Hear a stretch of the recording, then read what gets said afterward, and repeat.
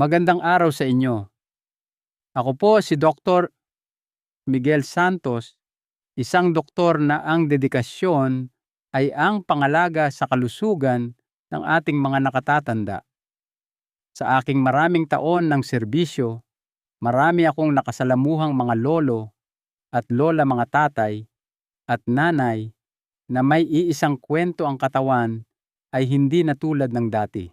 Narinig niyo na po ba na ang paglalakad sa umaga raw ang pinakamainam na gawin para sa kalusugan? Ngunit pagkatapos ng bawat hakbang, mas ramdam nyo pa ang panghihina at pagod, bagamat tila makatwiran ang mga karaniwang paglalakad na iyon ay naging isang tahimik na pakikibaka para sa maraming Pilipinong nakatatanda. Kinakapos ang hininga, nananakit ang mga tuhod, at kahit isang mabilis na pag-ikot malapit sa inyong simbahan o palengke ay sapat na para ubusin ang inyong lakas. Kung minsan, ang pinakamalaking pagbabago ay nagmumula sa pinakamaliit na kilos, isang simpleng pang-araw-araw na gawain na nagpapalakas sa isip at katawan. Napansin niyo na po ba na ang pagbangon sa kama ay tila mas alanganin kaysa dati?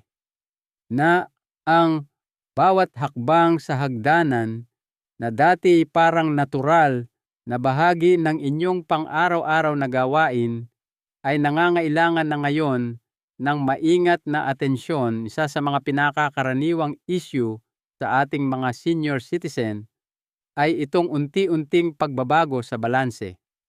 Ngunit madalas itong binabalewala hanggang sa isang pagkahulog ang magsilbing isang malupit na paalala. Subalit, paano kung ang lunas ay nagsisimula sa isang pang-araw-araw na gawain na ginagawa nyo na sa harap ng lababo? Isang maliit na pagbabago sa inyong ritual sa gabi o umaga na dahan-dahang nagpapabuti sa inyong memorya, gumigising sa inyong mga reflexes at nagpapalakas sa inyong mga binti. Ito po ang konsepto ng balanse habang nagsisipilyo. Kahit na medyo nakakatawa pakinggan sa una, itong magaan ngunit epektibong ehersisyo ay ginagamit ng mga physiotherapist sa buong Pilipinas. Simple lang po ang gagawin habang nagsisipilyo kayo ng ngipin sa umaga man o sa gabi. Iangat lang ang isang paa ng bahagya mula sa sahig at subukang balansehin ang katawan sa kabilang paa. Hawakan ito sa loob ng 10 hanggang 30 segundo, pagkatapos ay magpalit ng paa. Kung kinakailangan, ilagay ang isang kamay ng bahagya sa lababo para sa suporta. Iyon lang po. Itong simpleng aksyon na ito ay nagbibigay ng malaking benepisyo sa inyong mga bukong-bukong tuhod at mga kalamnan. Sa ibabang bahagi ng tiyan, ang mga mismong bahagi na nagpapanatili sa inyong tuwid sa pagbangon man mula sa kama, pag-akyat ng hagdan o pagtawid sa palengke. Bukod pa rito, nakakakuha kayo ng isang maliit na ehersisyo para sa isipan dahil sabay kayong nagsisipilyo at nagkokontrol sa inyong balanse. Para po kayong nagsasagot ng isang maselang puzzle nang walang panulat o papel. Sa siyensya ito ay tinatawag na dual task training. Ipinapakita ng pananaliksik na ang pagsasama ng mental na konsentrasyon sa pisikal na aktibidad ay nagpapabuti sa neuroplasticity, ang kakayahan ng utak na manatiling matalas at alerto. Sa madaling salita, muli ninyong sinasanay ang inyong utak na tumugon ng mas mabilis, manatiling mapagbantay at makaramdam ng higit na katiyakan sa buong araw.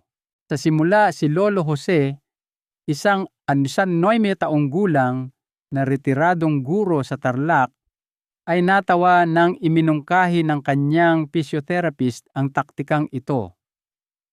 Ano naman ang magagawa ng pagtayo sa isang paa habang nagsisipilyo? Tanong niya sa kanyang sarili. Ngunit pagkatapos lamang ng 2 linggo, may napansin siyang pagbabago. Sabi niya, hindi ko na kailangang humawak sa gabay ng hagdanan kapag bumababa ako. Napansin din ng asawa ko na mas tuwid na akong maglakad kaysa noong ako'y guro pa. Ang pinakamagandang bagay tungkol sa gawaing ito ay madali itong isama sa inyong pang-araw-araw na rutina. Isang maliit na pagbabago na may malalaking benepisyo, walang dagdag na oras, walang kagamitan, o anumang pag-aayos sa inyong pang-araw-araw na gawain.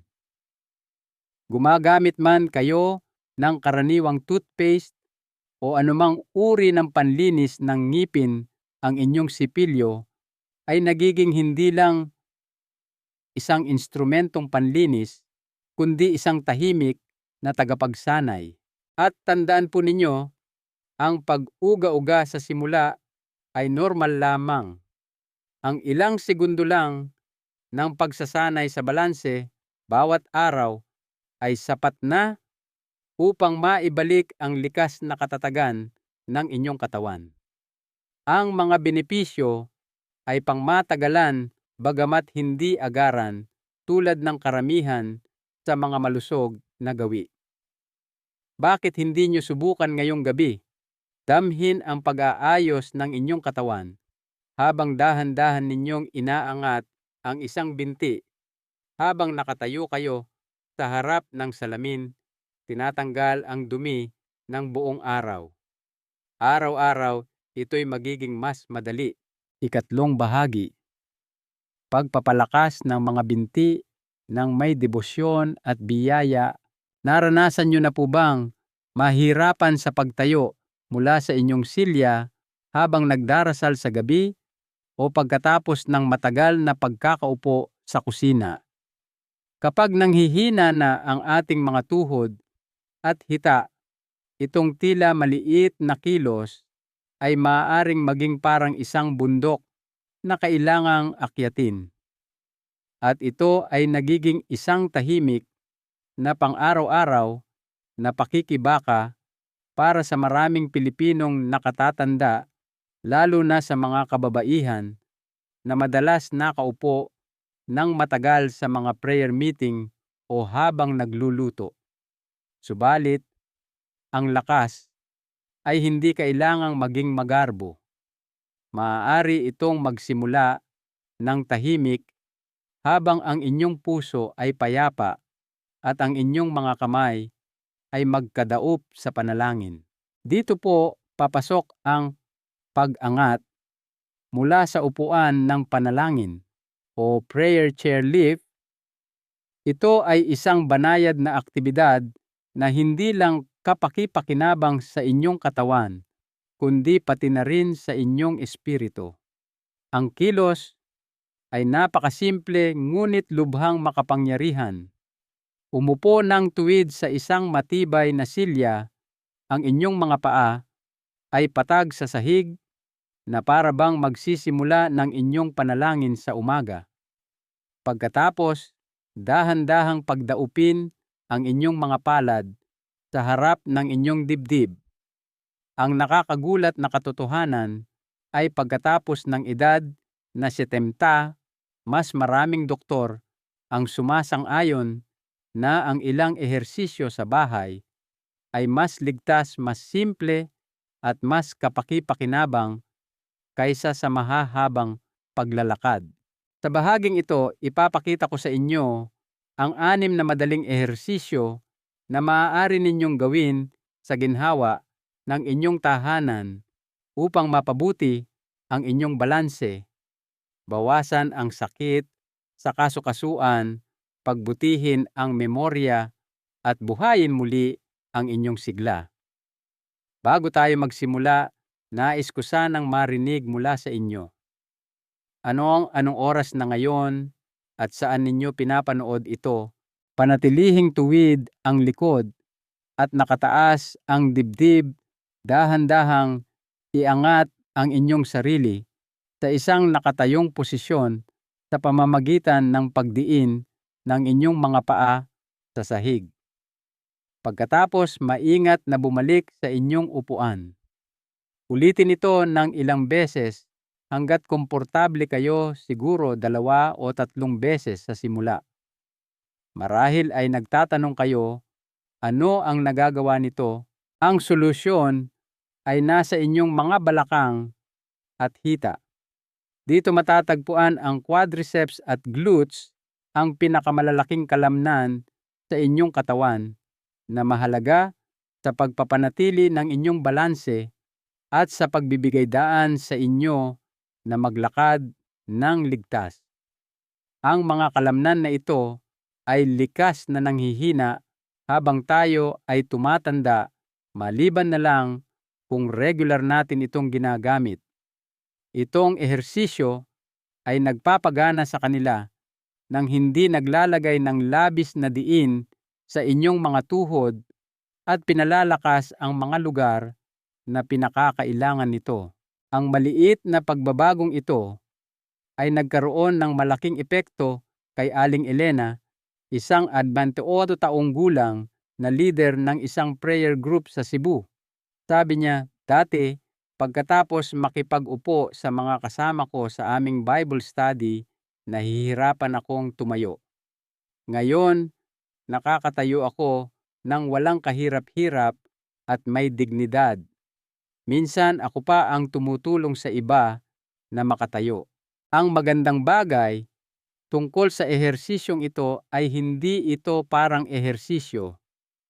Pinagsasama nito ang katawan at intensyon sa isang magalang na ritmo na katulad ng isang panalangin na may kilos. Bukod dito, hindi ito nangangailangan ng mga dumbbell banig o iba pang kagamitan dahil ginagamit nito ang bigat ng inyong sariling katawan. Kailangan lang ng ilang tahimik na sandali ang inyong silya at ang inyong hininga. Ayon sa siyensya, ang ganitong uri ng ehersisyo na gumagamit ng bigat ng katawan ay nagpapabuti sa daloy ng dugo, katatagan ng kasukasuan, lakas ng kalamnan at kumpiyansa sa paggalaw. Bukod dito, nakakatulong itong maiwasan ang sit and fall phenomenon, kung saan ang mahinang mga binti ay biglang bumibigay sa mga pang-araw-araw na paglipat ng posisyon. At sa emosyonal na aspeto, ibinabalik nito ang pakiramdam ng kalayaan, isang bagay na dapat panatilihin ng bawat senior.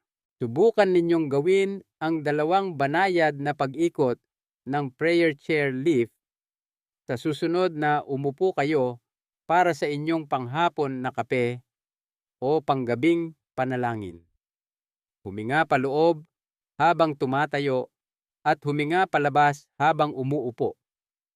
Hayaan ang inyong katawan na makaramdam ng gaan at pagiging matatag. Kung nasubukan nyo na ito o kahit isang beses lang ngayon, mangyaring ilagay ang numerong 3 sa comment section sa ibaba. Iyon ay magpapakita sa iba sa ating maalagang komunidad na kayo ay determinado na harapin ang hamon, isang magalang na kilos sa bawat pagkakataon. Pagkatapos ng lahat, ang pagtayo ng may dangal ay tungkol sa karangalan, pagpapahalaga sa sarili, at isang pangako sa buhay mismo, hindi lamang tungkol sa pagkakaroon ng malakas na mga binti. Ika-4 na seksyon ang pag-ikot ng balikat gamit ang tuwalya. Pagpapakawala ng tensyon na nakatago sa itaas na bahagi ng katawan. Maraming nakatatanda sa Pilipinas ang tahimik na nagdurusa mula sa isang kakaibang paninikip sa kanilang mga balikat na nagpapahirap sa pagtitiklop ng damit, pag-abot sa isang garapon ng pampalasa o paghawak ng dyaryo ng matagal. Sa paglipas ng panahon, lumalalim ang paninigas na ito. Naninigas ang leeg, nagiging mababaw ang paghinga, at kahit isang simpleng ngiti ay nagsisimulang maging pilit. Kung pamilyar ito sa inyo, alamin ninyo na hindi kayo nag-iisa. Itong paninigas sa itaas na bahagi ng katawan ay hindi lamang resulta ng pagtanda. Ito rin ay resulta ng pagdadala ng stress ng katawan, lalo na kapag ang isip ay nabibigatan ng mga alaala, obligasyon at tahimik na mga pagkabalisa. Subalit itong maganda at madaling ehersisyo ay maaaring magpagaan muli ng inyong pakiramdam. Ang kailangan nyo lang ay isang silya, isang tuwalya, at ilang tahimik na minuto. Ito ay tinatawag na towel shoulder roll at unti-unti nitong pinapagaan ang buhay ng maraming nakatatanda sa Pilipinas. Umupo ng tuwid sa inyong silya. Hawakan ang parehong dulo ng isang malinis, malambot at pamilyar na tuwalya sa likod ninyo na para bang hinahawakan ninyo ang inyong sariling mga kamay. Pagkatapos, dahan-dahang itaas ang inyong dibdib habang iniikot ang inyong mga balikat paatras. Itaas ang inyong mga balikat at huminga paloob sa pamamagitan ng inyong mga ilong. Habang sila'y bumababa, huminga palabas ng dahan-dahan sa pamamagitan ng inyong bibig. Ulitin ang kilos na ito ng 5 hanggang 10 beses.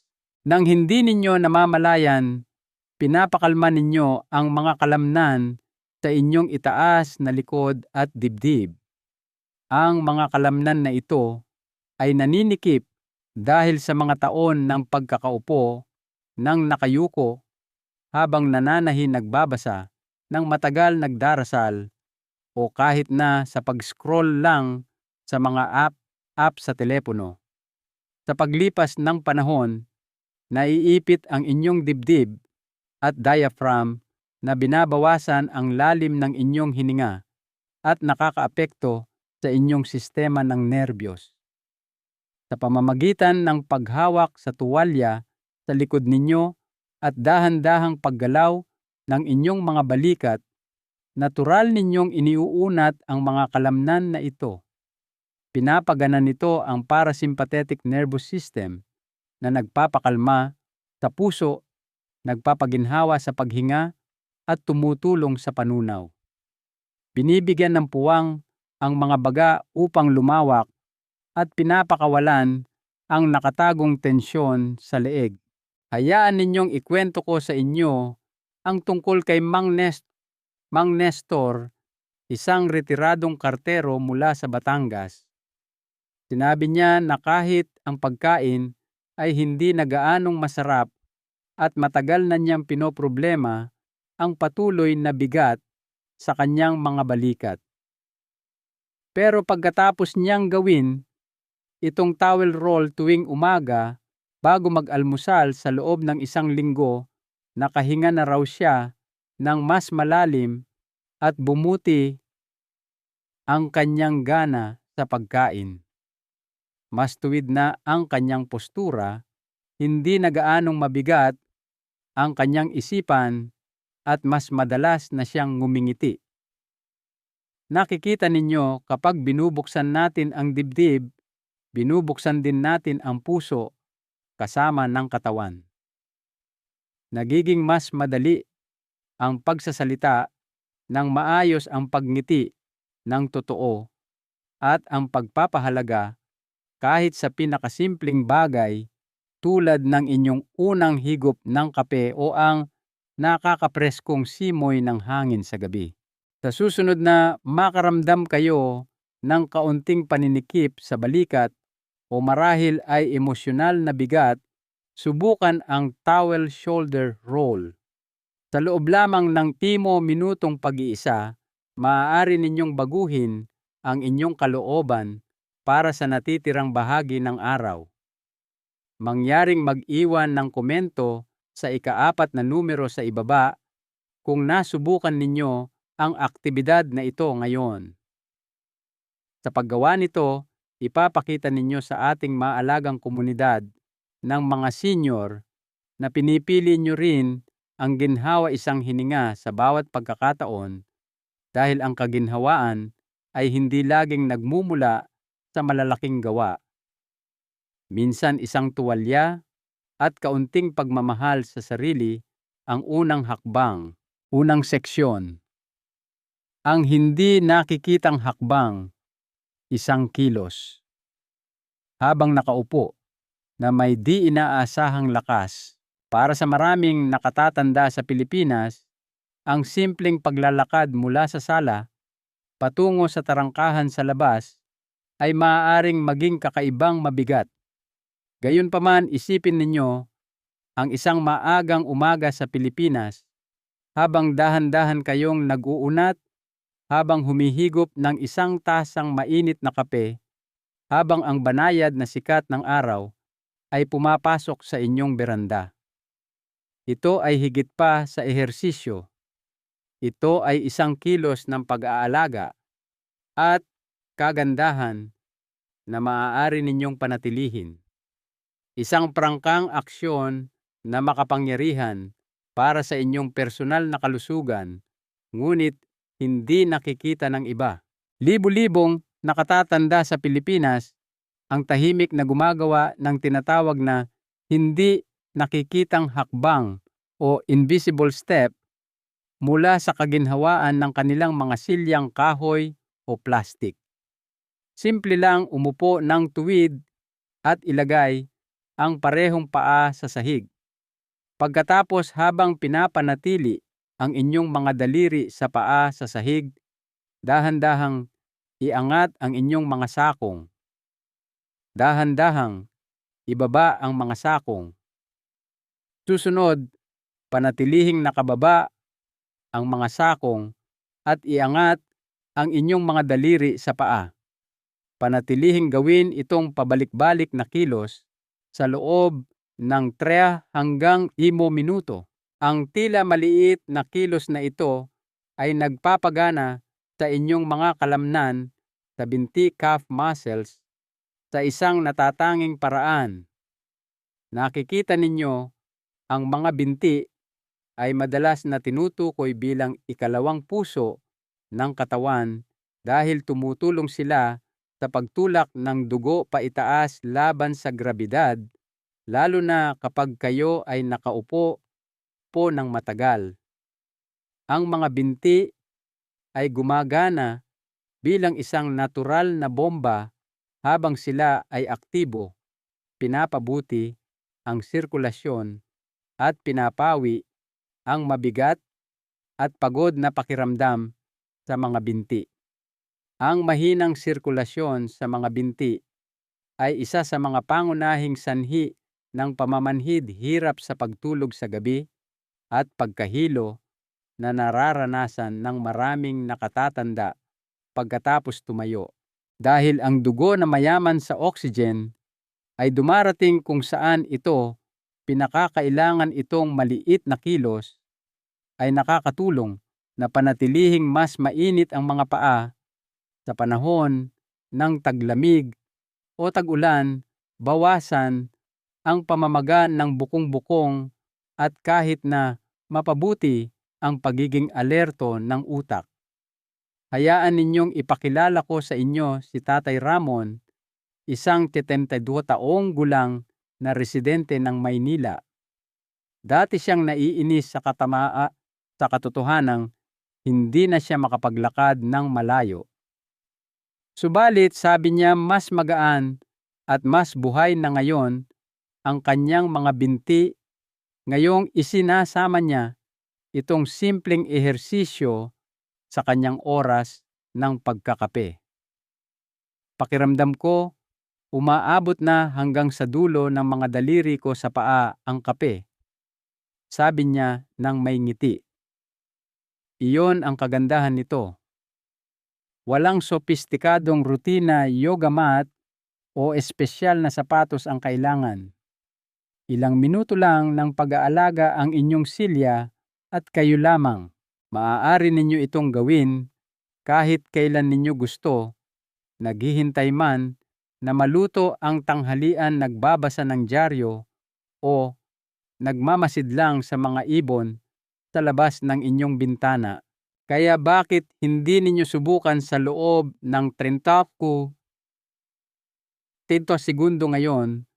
Kung mapansin ninyo, kahit kaunting init sa inyong mga binti, ang inyong katawan ay nagpapasalamat na. Mangyaring gamitin ang numerong 1 sa inyong komento sa ibaba kung nasubukan ninyo ito sa ating lumalaking pamilya ng kalusugan sa bahay. 5 hakbang, pagtapik ng inyong daliri sa inyong ilong. Isang masayang paraan para pasiglahin ang inyong utak. Minsan ba'y humihinto kayo sa pagsasalita sa gitna ng isang pangungusap upang subukang alalahanin ang isang pangalan na dati natural na lumalabas sa inyong bibig, o pumapasok kayo sa isang silid at nakakalimutan kung bakit kayo pumasok? Pagkatapos ng edad na si manpini mo, karaniwan ang mga maliliit na pagkakamaling ito at nagdudulot ito ng tahimik na pag-aalala para sa maraming nakatatanda sa Pilipinas. Ito ay higit pa sa pag-alala. Ito ay tungkol sa pagpapanatili ng inyong pakiramdam ng kalayaan, pagiging konektado at katalasan habang lumilipas ang mga taon. Subalit narito ang isang magaang aktibidad na nagpapanatiling aktibo sa inyong isip at mabilis ang inyong mga reflexes, halos parang isang maliit na laro. Ang tawag dito ay pagtapik ng daliri sa ilong o finger to nose tap. At sa loob lamang ng ilang minuto bawat araw, dahan-dahan nitong tinutulungan ang mga senior na maging mas nakatuon, koordinado at mapagmatyag. Ganito po ang paraan para gawin ito. Umupo ng komportable na para bang mag-aalay ng isang pagpapala. Iunat ang inyong kanang kamay ng tuwid sa gilid. Ngayon dahan-dahang hawakan ang dulo ng inyong ilong gamit ang inyong hintuturo sa kaliwang kamay. Huminga. Susunod, ilipat ang kanang daliri sa butas ng ilong sa kaliwang kamay. Magpalit-palit ng kamay ng dahan-dahan at ulitin ang pamamaraang ito. Sa una, maaaring mukha itong katawa-tawa, ngunit huwag hayaang pigilan kayo nito. Ang sitwasyon ay mas makapangyarihan kaysa sa itsura nito. Sabay ninyong ginagamit ang inyong mga kamay, inyong mga mata, at inyong utak. Tinatawag ng mga neurologist ang kilusang ito na isang cross-lateral brain exercise sa pamamagitan ng pagpapasigla sa parehong hemisphere ng utak. Itong mga aktibidad ay nagtataguyod ng mas mahusay na komunikasyon sa pagitan ng mga ito. Pinapabuti nito hindi lamang ang inyong memorya, kundi pati na rin ang bilis ng inyong pagpapasya. Pagmasdan ang mga pamamaraan sa kusina at mas mabilis na tumugon kapag kinakailangan. Isipin ninyo ito sa ganitong paraan, ang inyong isip ay parang isang hardin. Kung mas madalas ninyo itong dahan-dahang hinahamon at ginagalaw, mas lalo ninyo itong pinapalusog ng kagalakan, kalinawan, at bagong oxygen. At hindi ito nangangailangan ng mga screen o palaisipan, isang ngiti lang ang inyong hininga at ang inyong mga kamay. Isang 70 taong gulang na guro sa eskwela sa Maynila na nagngangalang Ginang Lita ang nagbahagi ng kanyang karanasan. Mas alerto ang pakiramdam ko bago pa man o uminom ng aking tsaa. Pagkatapos gawin itong maliit na ehersisyo tuwing umaga. Sabi niya, para bang isinusuot ng utak ko ang kanyang tsinelas bago pa man gawin ng aking mga paa. Patuloy niyang sinabi habang tumatawa. Iyan ang regalo ng prangkang gawaing ito. Hinihikayat nito ang kumpiyansa, konsentrasyon at tawanan. Lahat mula sa kaginhawahan ng inyong paboritong silya, walang kagamitan, walang mahirap na pamamaraan, maingat na paghinga at magaang paggalaw lamang. Ayon sa siyensya, ang ganitong uri ng ehersisyo ay nakakatulong na antalahin ang paghina ng pag-iisip na kasama ng pagtanda. Sa pamamagitan ng paggamit ng katawan sa regular na nakaka-relax na mga kilos tulad ng isang naglalakad na panalangin, binabawasan din nito ang tensyon. At sa emosyonal na aspeto, sinasabi nito sa inyong isipan na bata pa kayo na mahalaga. Sa comment section sa ibaba, isulat ang numerong 5. Kung nahanap ninyo ang inyong sarili na nakangiti habang sinusubukan ito ngayon, ipinapahiwatig nito na hindi lamang kayo gumagawa ng emosyon, gumagawa kayo ng desisyon na mamuhay sa inyong mga ginintuang taon ng may kalinawan, kagalakan at buong presensya. Dahil may mga pagkakataon na ang isang banayad na tapik sa ilong pagtawa at kabaitan ang pinakamahusay na paraan upang sanayin ang utak. Ang ika-6 na ehersisyo, ang 3 minutong paggising sa umaga, ang mga unang oras pagkatapos gumising ang pinakamahirap para sa maraming Pilipinong senior. Mabigat ang pakiramdam ng katawan na para bang hindi pa ito ganap na nakabawi mula sa gabi, ngunit hindi dahil sa anumang sakit. Ang mga tuhod ay lumalaban sa pagbaluktot, matigas ang likod, at meron ding isang mahinang pagtutol kahit sa pag-indayog lamang ng mga binti palabas ng kama. Hindi po ito katamaran. Ito ay ang hiling ng katawan para sa kabaitan. At doon makakatulong itong magandang rutina, ang 3 minutong paggising sa umaga mismo sa kama bago pa man dumampi ang inyong mga paa sa sahig. Magsimula sa pamamagitan ng pananatiling nakahiga ng patag at walang galaw. Ilagay ang inyong mga kamay sa inyong dibdib at tiyan. Huminga ng dahan-dahan at malalim sa pamamagitan ng ilong, pagkatapos ay ilabas ang hangin sa pamamagitan ng bibig. Ang mga binti na dati sapat ang lakas upang maglakad papunta sa lokal na palengke o umakyat sa mga hagdan ng isang simbahan ngayon ay nag-aalangan sa bawat hakbang. Ang pag-upo ng matagal ay nagdudulot ng pamamaga sa mga bukong-bukong at ang mapurol na sakit ay nagpapatuloy lalo na sa gabi. Ito lamang ay ang katawan na humihingi ng tulong sa isang mas banayad na paraan. Hindi ito tanda ng kahinaan, subalit maaari ninyong gawin itong simpleng ehersisyo kahit habang nanonood ng panggabing balita o umiinom ng inyong pang-umagang kape, na para bang tinatanggap ng inyong katawan ang bagong araw. Damhin ang dahan-dahang pagbubukas ng inyong mga baga. Gawin ito ng 3 beses. Ngayon dahan-dahang itaas ang parehong braso patungo sa kisame. Dahan-dahang ikuyom ang inyong mga daliri sa inyong mga palad, pagkatapos itong ibuka ng malapad, na para bang tinatanggap ninyo ang sumisikat na araw. Ulitin ito ng 5 beses. Pagkatapos nito, dahan-dahang paikutin ang inyong mga pulso sa direksyong clockwise at counterclockwise. Ilipat ang inyong focus sa inyong mga binti, tulad ng pagpindot at pagbitaw sa pedal ng inyong lumang scooter o bisikleta. Ituro ang inyong mga daliri sa paa pasulong at pagkatapos ay hilahin pabalik patungo sa inyo.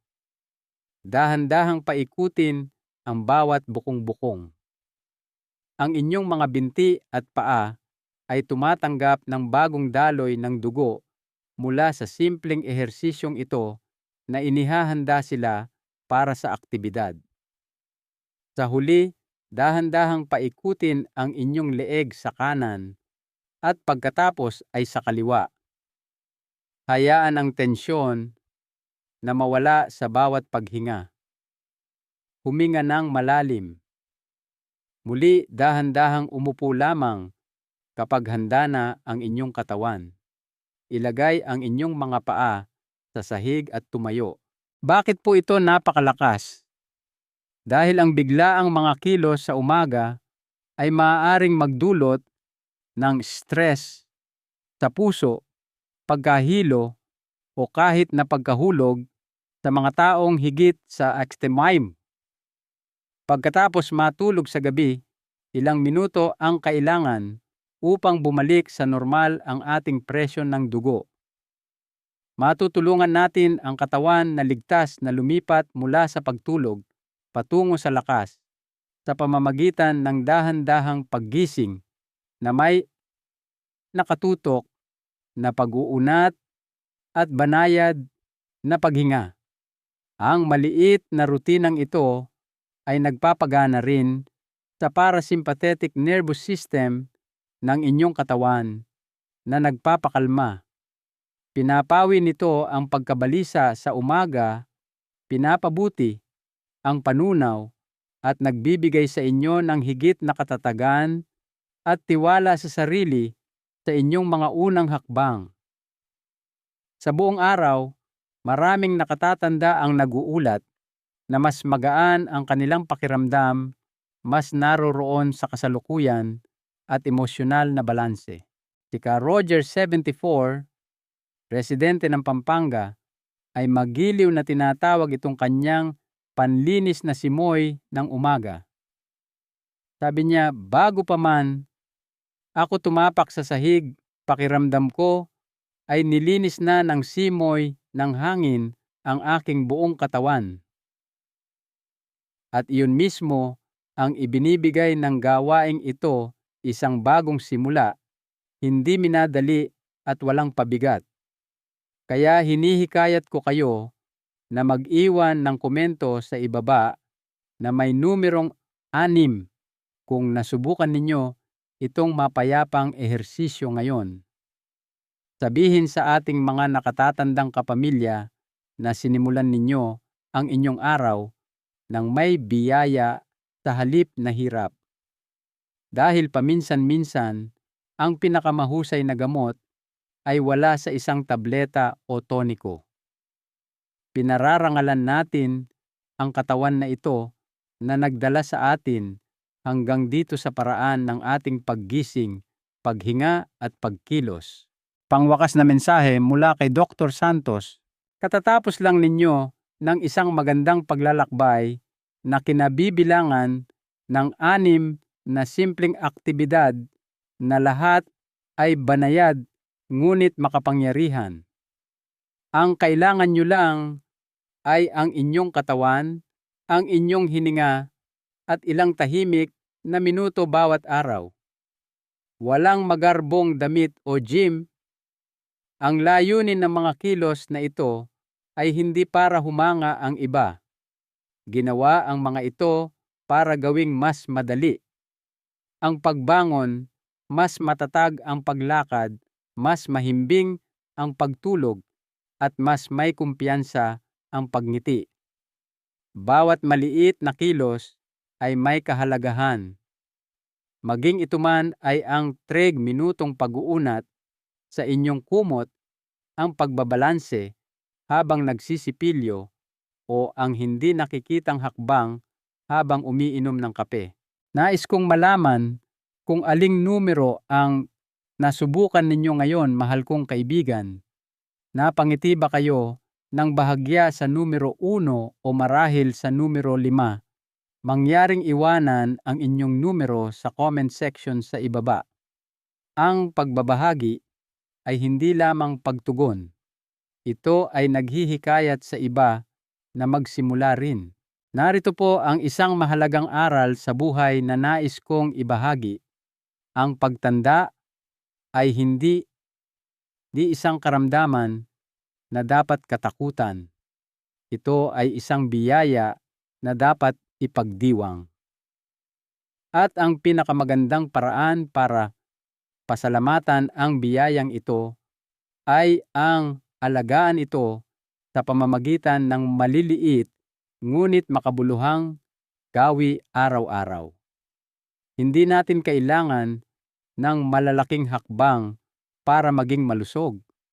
Ang kailangan natin ay ang pagmamahal sa sarili na ipinapakita sa pamamagitan ng pare-parehong pangangalaga. Ang bawat pag-unat, bawat pagbalanse, bawat paghinga ay isang deklarasyon na pinipili ninyong mabuhay ng may sigla at dignidad. Kung nahanap ninyo na kapaki-pakinabang ang impormasyong ito, mangyaring pindutin ang like, mag-subscribe sa ating channel at ibahagi ang regalong ito ng banayad na pagkilos sa isang taong mahalaga sa inyo.